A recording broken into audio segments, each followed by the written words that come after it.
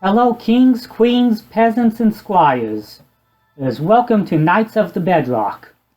This was my first video, so I thought I'd start out with something simple and show you my survival world. Sounds like I already got a spider outside. Last thing that happened in my world was Creeper blew me up and I lost everything, including my diamond sword and netherite pickaxe. So I'm just going to show you around for now. So currently I am in my ice base, which basically I created just to farm snowballs and ice.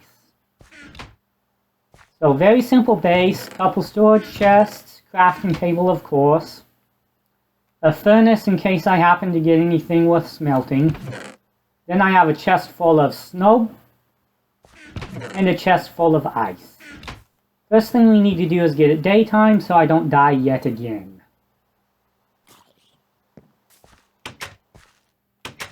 So, outside what we have here is my snow farm. I have 3 snow golems which have completely locked onto my creeper farm.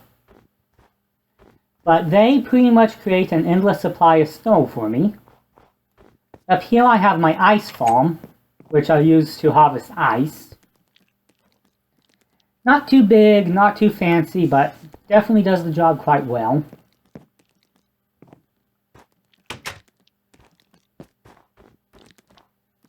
And there's the spider I've been hearing. Die.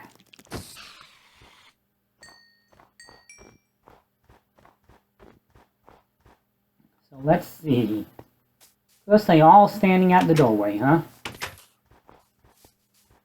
You don't belong up here. Oh well. So this is a creeper farm I used. I got off of a video, and honestly, I don't think it was very effective. But it does the job. So yeah, basically, simple design. I think it would be better to use the cat design, but as I said, for now it's pretty good. As you can see, I get a decent amount of gunpowder off of it. Snow golems are kind of annoying. Okay, now this ice base is actually not my main base. My main base happens to be 1,000 blocks away. Here's my main base.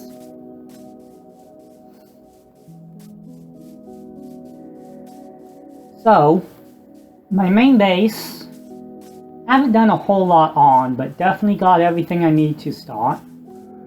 This is the villager housing I built. I actually used some of Waddle's design techniques to come up with an interesting look. When I first built the stone tower, I didn't intend for it to be anything more than a tower, but the look of it demanded it become a windmill, so I added the windmill. I think it came out real nice. You can see inside I have my villages. I need to fill in these creeper holes. I've been having a big problem with creepers in this world. What these pits are for is I find it's the easiest way to kill a zombie villager. You lead them over, drop down into the pit. You can climb out on the ladder, but they cannot. So it traps them, nice easy, and you just kill them. I have not decorated the inside of my house, but it has about 5-6 villagers. And I also have my librarians. These have all been healed from zombies, so their trade values are extremely good. And I have 1 foot to get a... Oh, that guy's new. He wasn't a librarian before. But anyways, I have 1 that offers a mending book. And 1 that offers bookcases. This is really great because he will sell me a bookcase for 1 emerald. And by destroying it, I get 3 books. So I can get 3 emeralds for each bookcase I buy. So that is really useful.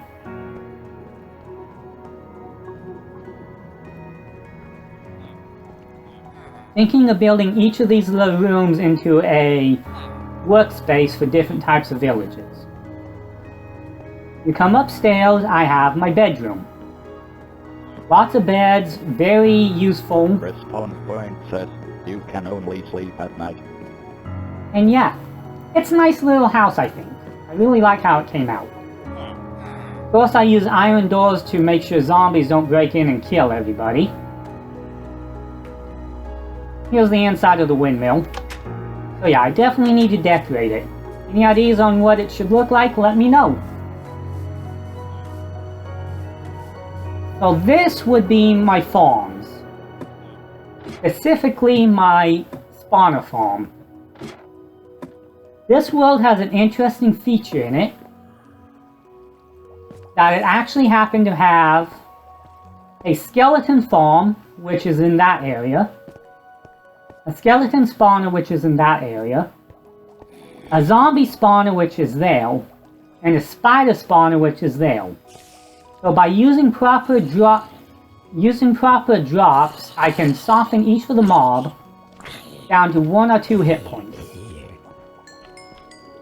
Now I have chests here for all of the different drops that are going to come from this farm. And this is a simple super smelter. It will automatically smelt items. It's not the fastest because it only has 2 furnaces, but it's actually really good. And I find you use lava buckets, you will never run out of fuel. And as you can see, I now have spiders, skeletons, and zombies all in the same farm. Which I can kill for an unlimited amount of experience.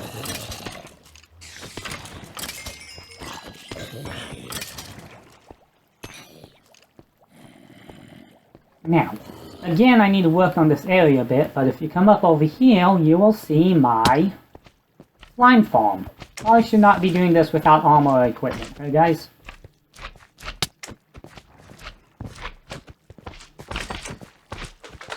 Here are all these slimes.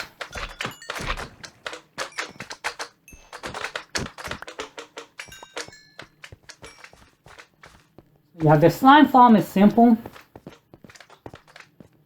Right now it does not have an automatic kill system. So I basically have to come in and kill the farms myself. Kill the slimes myself. But because I have so many spawning floors, I get a lot of slimes that spawn at once, and I actually get a lot of slime balls with very little effort. An automatic killing system would take a lot of snow golems, and that seems like a lot of work that I don't want to do right now. But yeah, this stuff's good.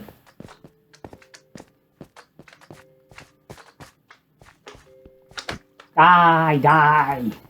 Poor little slimies. Those little ones don't even hurt you.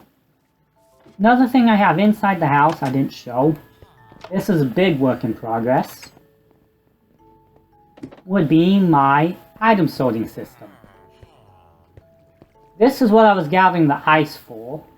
So I forgot to bring any over, but that'll let me ice will let me extend this item sorting system to as big as I need.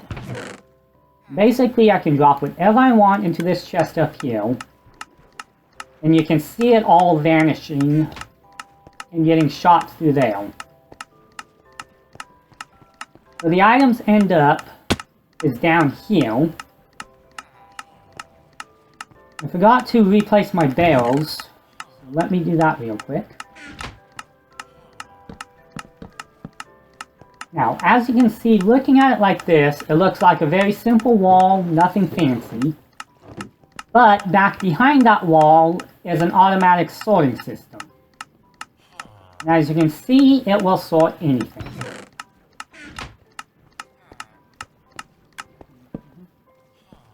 Not to mention, the sorting system is also hooked up to a...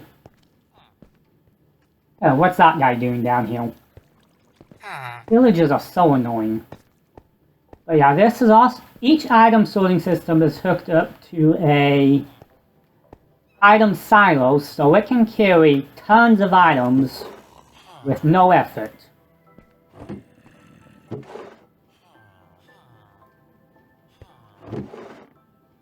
Of course, it's a work in progress, and it seems like I have a small issue because my sticks are coming out and they're not supposed to. Okay, so that's my item sorting system. You get out of there.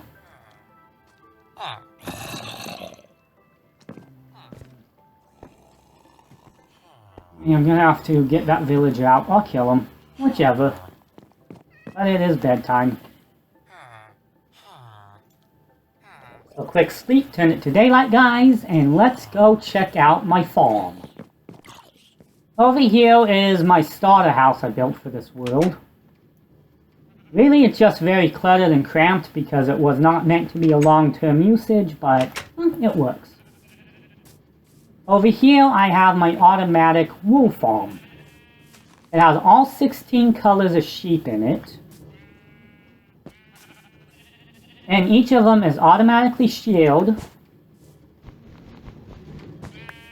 Is automatically shielded by these dispensers here. And each dispenser, each piece of wool is then collected by this minecart with hopper in it, which is endlessly circling around underneath them. And in here is where all of the wool goes.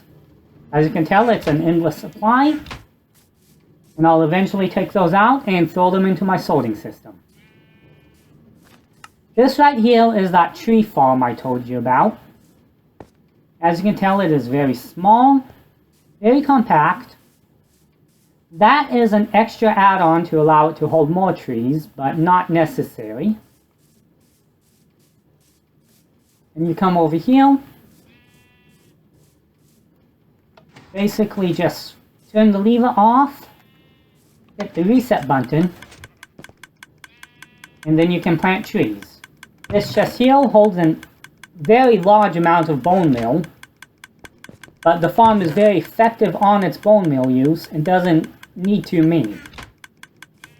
Yeah, it is very nice, very effective.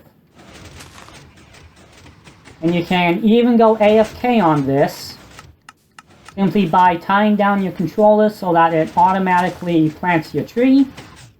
And if you have enough saplings, you can just stand here for a good while.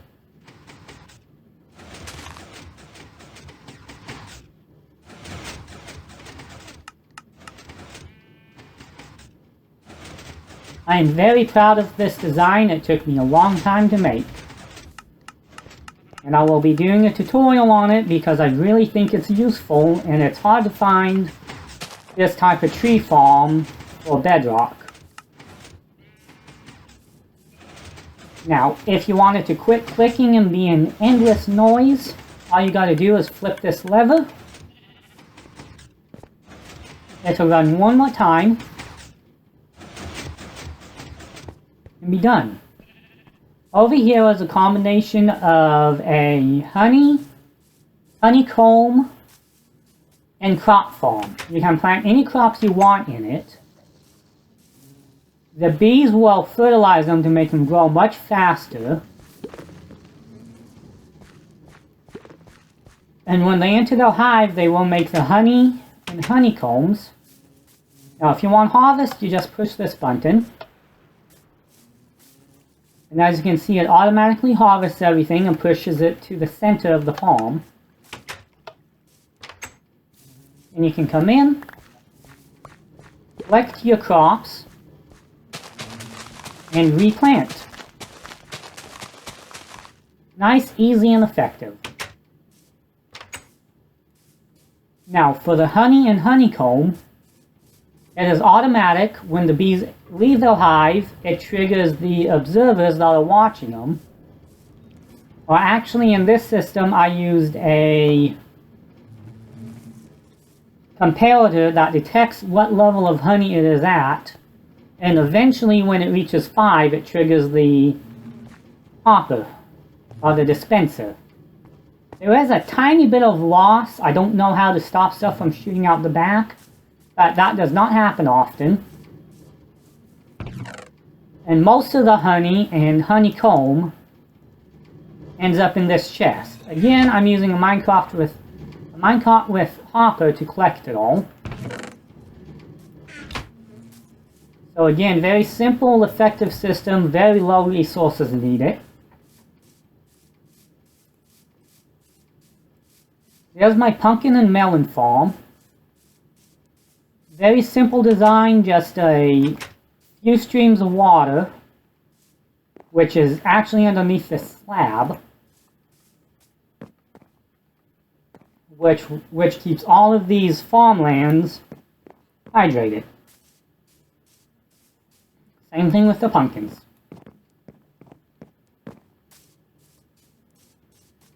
Over here I have a sugarcane farm, which uses minimal amount of space and provides a lot of sugarcane.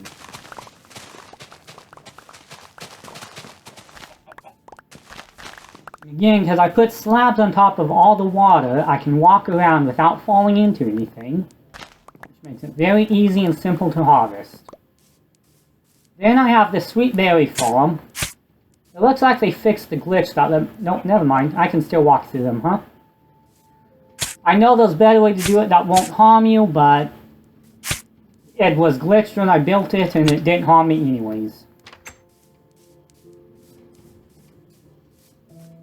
That is my basic world setup. I'm still pretty new in the world, so I haven't done a whole lot in it, as you can tell.